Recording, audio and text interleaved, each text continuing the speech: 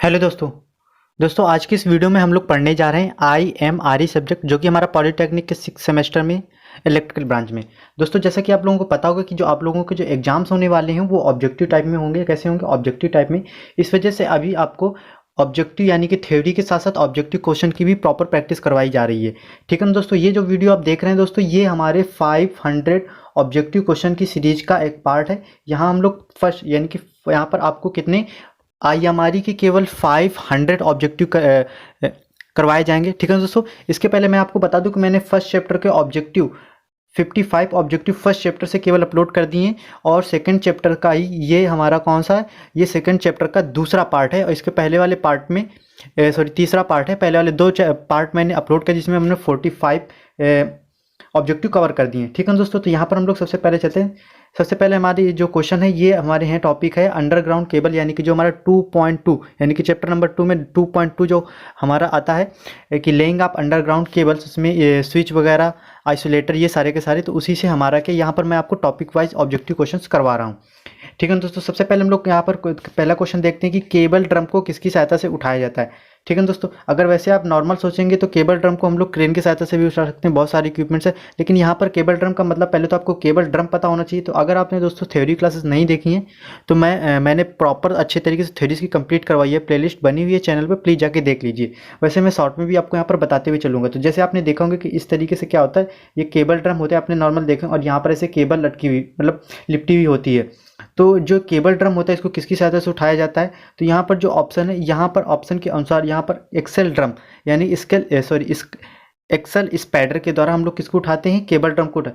Excel Spader का मतलब ये होता है कि जैसे ये हमारा ड्रम है और इसके बीच में हम लोग एक रॉड डाल देते हैं और इसके थ्रू हम लोग फिर क्या करते हैं, यहाँ से रस्सी बांध करके या फिर कोई तार बांध करके फिर हम लोग क्रेन के थ्रू इसे क्या कर देते हैं, उठाते हैं। तो ये जो पार्ट होता है इसे हम लोग बोलते हैं एक्सेल स्पैडर। ठीक है दोस्तों, इसके बाद दूसरा नंबर क्वेश्चन है, केबल ड्रम को उठाया जाता है तथा एक जगह से दूसरी जगह ले जाया जाता है। अब देखिए यहाँ पर क्या, वहाँ तो मैंने केवल केबल ड्रम को उठाने की बात की थी, लेकिन अब यहाँ पर मैं बता रहा हूँ कि जो केबल ड्रम को उठाना भी है और उसको एक जगह से दूसरी जगह ले भी जाना है। ठीक है दोस्तों, तो ये किसके द्वारा किया जाता है, तो पहला ऑप्शन हमारा है क्रेन द्वारा, दूसरा है फॉर्क लिफ्ट द्वारा, और तीसरा नंबर है ए या बी दोनों द्वारा, और डी में से इनमें से कोई नहीं। अब फॉर्क लिफ्ट आपने नहीं देखे तो सिंपल से समझिए कि कैसे, तो एक गाड़ी नुमा होती है और उसके आगे ऐसा लगा होता है, इस तरीके का लगा होता है, और यहाँ पर हम लोग क्या रखते हैं, केबल ड्रम अपना रखते हैं, तो इसे हम लोग बोलते हैं फॉर्क लिफ्ट। और आप क्रेन तो नॉर्मल जानते ही होंगे, जो क्रेन नॉर्मल होती है। तो इस तरीके से इसका दूसरे नंबर क्वेश्चन का आंसर है सी नंबर, यानी कि कौन सा, ए या बी दोनों।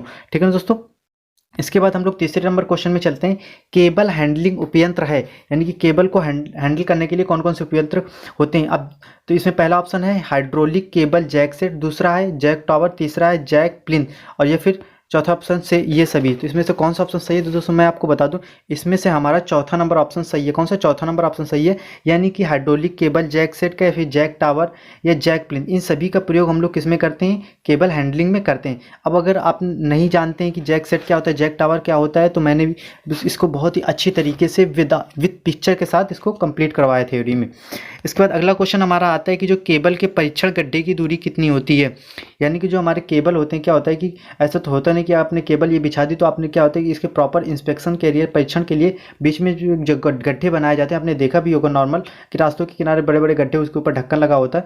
तो ये जो गड्ढे होते हैं इनके बीच की दूरी कितनी होती है, तो जो हमारे केबल परीक्षण जो इंस्पेक्शन के गड्ढे होते हैं उनके बीच की दूरी होती है 15 से 20 मीटर। कितनी होती है, 15 से 20 मीटर। इसमें हमारा ऑप्शन कौन सा सही है, चौथा नंबर ऑप्शन सही है। इसके बाद अगला नंबर क्वेश्चन है हमारा, टैगिंग क्या है। ठीक है दोस्तों, टैगिंग क्या है दोस्तों, तो पहला ऑप्शन हमारा है केबल को काटना, दूसरा है केबल को धोना, तीसरा है हमारा केबल की पहचान करना, और चौथा नंबर ऑप्शन है केबल को क्या करना, ढोना। अब देखो यहाँ पर धोना और यहाँ पर ढोना, धोना का मतलब यहाँ पर वॉश है और ढोना का मतलब होता है एक जगह से दूसरी जगह ले जाना। ठीक है दोस्तों, तो टैगिंग का मतलब होता है सिंपल सा, टैगिंग का मतलब होता है केबल की पहचान करना। इस वजह से इसमें ऑप्शन नंबर कौन सा सही है, तीसरा सही है। आपने देखा नहीं होगा कि भाई इसमें ये चीज़, इस चीज़ का टैग लगा, इस चीज़ का टैग लगा, मतलब हम लोग किसी भी चीज़ को अलग से जो पहचान करने के जो कुछ भी लगाते हैं उसे हम लोग क्या बोलते हैं, टैग बोलते हैं, और ये जो प्रोसेस होती है इसको टैगिंग बोलते हैं। अब क्या होता है कि जो हमारे जहाँ पर केबल इकट्ठा होती है वहाँ पर बहुत सारी केबलें होती हैं, तो ऐसे तो पता नहीं चलेगा चलेगा कि कौन केबल कितने मतलब वोल्टेज की है, कितने उसकी है। तो इस वजह से हम लोग क्या करते हैं, जो हमारा ड्रम होता है जिसमें हमारी केबल लिपटी होती है उसके ऊपर हम लोग क्या कर देते हैं, स्लिप वगैरह लगा देते हैं, यानी कि टैगिंग कर देते हैं। इसके बाद छठवां नंबर हमारा क्या है क्वेश्चन, केबल स्थापन की विधियाँ कौन कौन सी, यानी कि जो केबल होता है उसको स्थापित करने की विधियाँ कौन कौन सी। पहला ऑप्शन है प्रत्यक्ष विधि, दूसरा अनुकर्षण, तीसरा ठोस द्रोणिकाकरण विधि। ठीक है दोस्तों, तो मैं आपको बता दूं केबल संस्थापन की जो हमारी विधियां होती हैं वो कौन होती हैं, ये सभी होती हैं। तो इस वजह से इसमें ऑप्शन नंबर कौन सा सही है हमारा, इसमें ऑप्शन नंबर हमारा चौथा सही है। ठीक है दोस्तों, अब ये केबल संस्थापन की विधियां कैसे होती हैं, मतलब प्रत्यक्ष विधि क्या है, अनुकर्षण विधि क्या है, ठोसकरण विधि क्या है, तो ये भी मैंने सारा का सारा बहुत ही अच्छे तरीके से विथ हिंदी इंग्लिश यानी कि कंबाइंड लैंग्वेज में करवाया है। अगर अभी तक आपने नहीं देखा है तो प्लीज़ मैं कह रहा हूँ वहाँ जाके आप थ्योरी लेक्चर्स को जरूर कंप्लीट कर लीजिए, ताकि आपके ऑब्जेक्टिव क्वेश्चन बहुत ही आसानी से होंगे। ठीक है दोस्तों, अब अगला नंबर हमारा 7वां नंबर क्वेश्चन है कि प्रत्यक्ष स्थापना विधि में गड्ढे की गहराई व चौड़ाई लगभग होती है।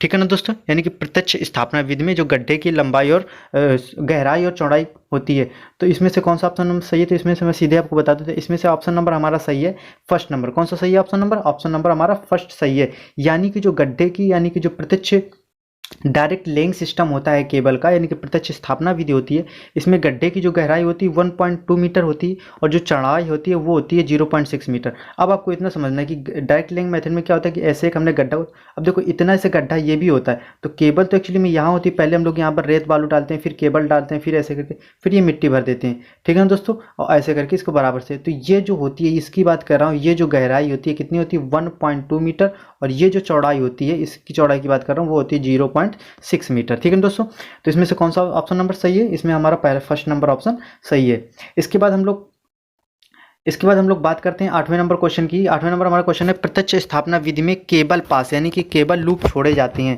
यानी कि कितनी दूरी पर हम लोग केबल लूप छोड़ते हैं। ठीक है, तो अब ये केबल लूप क्या होता है, तो सिंपल सा समझिए कि लूप का मतलब क्या होता है, ऐसे होता है गोला। तो सिंपल सा क्या होता है कि हम लोग केबल को जब केबल को बिछाते हैं तो एक्स्ट्रा केबल को एक जगह पर लूप पास टाइप में, मतलब कि काफ़ी सारी केबल को थोड़ा सा मोड़ करके ऐसे रख देते हैं। ये इस वजह से रख देते हैं कि अगर कहीं पर कोई प्रॉब्लम आई, तो अगर बीच से हमें केबल को कट करना पड़े तो फिर हम लोग क्या करें, इसी से यही फिर इसको बढ़ा लेंगे। तो इस वजह से क्या कि स्ट्रेच वगैरह नहीं आएगा, अगर कोई भी प्रॉब्लम होगी तो आसानी से वो सॉल्व हो जाएगी, और केबल की लंबाई से भी नहीं घटेगी। तो इसमें से हमारा कौन सा, तो यानी कि जो केबल पास होते हैं वो प्रत्यक्ष स्थापना विधि में 200 मीटर, कितने छोटे 200 मीटर के छोड़े जाते हैं। इसके बाद हमारा 9वां नंबर क्वेश्चन है प्रत्यक्ष स्थापना विधि में दो केबलों के बीच की दूरी कितनी होती है लगभग। ठीक है दोस्तों, तो इसमें ये इसका मतलब ये है कि जैसे अगर हमारी एक ही कोई खाई है और उसी में हम लोग कई सारी केबल बिछा रहे हैं, तो इसमें क्या होता है कि तो ये अगर दो ये केबल हैं हमारी, तो इनके बीच की दूरी कितनी होनी चाहिए, यानी कि जब दो या दो से अधिक, तो उनके बीच की दूरी कितनी होनी चाहिए। तो मैं आपको बता दूं इसमें से सी नंबर ऑप्शन सही है, यानी कि तीसरा 0.2 मीटर, यानी कि अगर दो केबल हैं तो उनके बीच की दूरी कितनी 25 सेंटीमीटर होनी चाहिए, अगर आप डायरेक्ट लिंक मेथड में ऐसे एक साथ बिछा रहे हैं तो। ठीक है दोस्तों, इसके बाद 10वां नंबर हमारा क्वेश्चन है कि किस विधि में केबल पाइप के अंदर बिछाई जाती है, यानी कि ऐसी कौन सी विधि है जिसमें केबल को हम लोग पाइप के अंदर बिछाते हैं। ठीक है दोस्तों, इसमें से हमारा कौन सा है, अनुकर्षण विधि। कौन सा, अनुकर्षण विधि, यानी कि लेइंग इन पाइप, इसे इसे ये भी बोलते हैं, लेइंग इन पाइप भी बोलते हैं। इसमें हम लोग क्या करते हैं, केबल को क्या करते हैं, केबल को हम लोग पाइप के अंदर बिछाते हैं। ठीक है दोस्तों, इसके बाद हमारा अगला क्वेश्चन है कि किस विधि में बिटुमिनस या एस्फाल्टिक यौगिक का प्रयोग किया जाता है। ठीक है दोस्तों, सिंपल सा आपको पता होगा, अगर आपने अच्छे से थ्योरी कंप्लीट की है हमारे चैनल से तो आपको पता ही होगा कि हम लोग बिटुमिनस या फिर एस्फाल्ट यौगिक का प्रयोग किस में करते हैं, ठोस द्रोणिका विधि में करते हैं। किस में करते हैं, ठोस द्रोणिका विधि में हम लोग करते हैं। तो इसका ऑप्शन कौन सा सही है हमारा, तीसरा ऑप्शन सही है। इसके बाद हमारा 12 नंबर क्वेश्चन है पोल माउंटेड सब स्टेशन कितनी क्षमता तक के सही होते हैं, यानी कि सिंपल सा मतलब इसका ये है कि जो हम लोग जो पोल माउंटेड सब स्टेशन होता है, जो उपकरण वहाँ पर यूज होते हैं वो कितने मतलब मोस्टली यूज किए जाते हैं। तो वो मैं आपको बता दूं कि इसमें से 200 केवी तक के लिए हमारे पोल माउंटेड सब स्टेशन में जो उपकरण होंगे उनकी क्षमता इतने तक यूज करना सही है, क्योंकि अगर इससे ऊपर हम लोग जाते हैं तो क्या हो जाता है कि फिर वो हमारा उस पर उतना इकोनॉमिक नहीं रहता है। ठीक है दोस्तों, इसके बाद 13 नंबर हमारा क्वेश्चन है कि 200 केवीए अधिक क्षमता के लिए शक्ति परिणामित्र किस प्रकार के सब स्टेशनों में प्रयोग होता है। ठीक है दोस्तों, क्या मैंने पूछा यहाँ पर कि जो 200 केवीए से ऊपर के जो हमारे क्या होते हैं सब स्टेशन होते हैं, उनके लिए जो पावर ट्रांसफार्मर होता है वो किन प्रकार के सब स्टेशनों में यूज किया जाता है। ठीक है दोस्तों, तो मैं आपको बता दूं कि इसका कौन सा ऑप्शन नंबर सही है, इसका हमारा ऑप्शन नंबर सही है चौथा। कौन सा, चौथा नंबर ऑप्शन सही, यानी कि फाउंडेशन माउंटेड या फिर प्लिंथ माउंटेड, इन दोनों ही सब स्टेशनों में हम लोग 200 केवीए से ऊपर तक के ट्रांसफार्मर को यूज कर सकते हैं। इसके बाद 14 नंबर हमारा क्वेश्चन है कि मर्रे लूप और वर्ले लूप टेस्ट में कौन से सिद्धांत पर आधारित, जो मैंने अच्छे से आपको वर्ले लूप टेस्ट और वर्ले लूप टेस्ट डायग्राम के थ्रू, डेरिवेशन के थ्रू अच्छे से बताया है। तो पूछा है कि वो किस सिद्धांत पर लागू होते हैं। ठीक है दोस्तों, तो इसमें आपको बहुत ही अच्छा क्वेश्चन है, आपको बताना है किस सिद्धांत पर लागू होते हैं। तो सिंपल सा इसमें मैंने आपको बताया था, ये हमारे व्हीट स्टोन किस पे, व्हीट स्टोन ब्रिज पर हमारे आधारित होते हैं। सिंपल सा मैंने P upon Q, Q upon R, R upon ऐसे ऐसे बता रही नहीं बता, और आर की जगह कुछ चेंज, थोड़ा एस की जगह चेंज हो रहा था। ठीक है दोस्तों, इस वजह से अगला क्वेश्चन हमारा है सिंपल सा, क्वेश्चन नंबर है 15, यूटीपी का पूर्ण नाम क्या होता है। क्या होता है दोस्तों, इसमें पूछा गया कि यूटीपी का पूर्ण नाम क्या होता है। देखिए तो ऐसे क्वेश्चन आपके एग्जाम्स में बहुत ही ज़्यादा चांसेस है कि ऐसे क्वेश्चन आए। तो मैं आपको बताता हूँ यूटीपी का पूर्ण नाम क्या होता है, अनसील्डेड ट्विस्टेड पेयर केबल। क्या होता है, अनसील्डेड ट्विस्टेड पेयर केबल। इसमें कौन सा तीसरा नंबर सही है। इसके बाद 16 नंबर हमारा क्वेश्चन है कि हाई टेंशन केबल में ऑपरेटिंग वोल्टेज की सीमा क्या होती है, यानी कि जो हाई एसटी केबल्स होती हैं तो उनमें ऑपरेटिंग वोल्टेज कितनी होती है। तो मैं आपको बता दूं, जो हाई टेंशन केबल होती है उनमें ऑपरेटिंग वोल्टेज होती है 1 to 11 के वी तक। कितने तक होती है, 1 to 11 के वी तक होती है, यानी कि हमारा चौथा नंबर ऑप्शन सही है।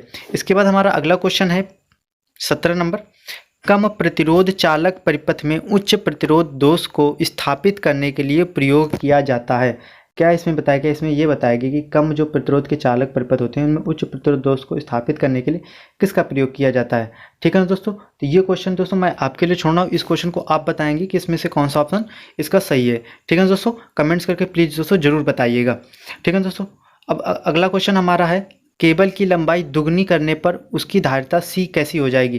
दोस्तों अब इसमें देखिए ये थोड़े से फार्मूले पर आधारित क्वेश्चंस हैं जो आपको ध्यान में रखने होंगे। आप अगर आपको फार्मूला आता है तो ये बहुत ही आसानी से क्वेश्चन हो जाएंगे। सो दोस्तों अगर अभी तक आपने नहीं देखा, मैंने प्रॉपर डेरिवेशन भी करवाए हैं, तो आप जाके उसको जाके देख लीजिए, चैनल पर प्लेलिस्ट बनी हुई है। तो वैसे मैं आपको बता दूं कि अगर किसी केबल की लंबाई दोगुनी कर दें तो उसकी धारिता कैसी हो जाएगी, उसकी धारिता भी क्या हो जाएगी, दोगुनी हो जाएगी।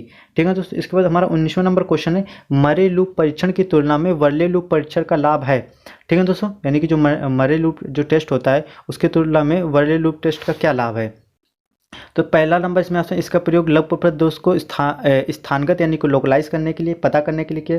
लूप प्रतिरोध का निर्धारण किया जा सकता है। इसका प्रयोग भूदोष को स्थानगत करने के लिए किया जाता है, या फिर उसकी शुद्धता उच्चतर होती है। तो स्थानगत का मतलब यही लोकलाइज यानी कि पता करने के लिए। तो इसमें ऑप्शन नंबर सी सही है। कौन सा सही है, तीसरा सही है, कि जो इसका प्रयोग भूदोष को लोकलाइज करने के लिए किया जाता है। इसके बाद हमारा 20वां नंबर क्वेश्चन है कि केबल की विशेषता प्रतिबाधा लगभग होती है। अब देखिए ऐसे ये डाटा बेस्ड क्वेश्चन होते हैं जो कि बहुत अच्छी तरीके से याद रखने।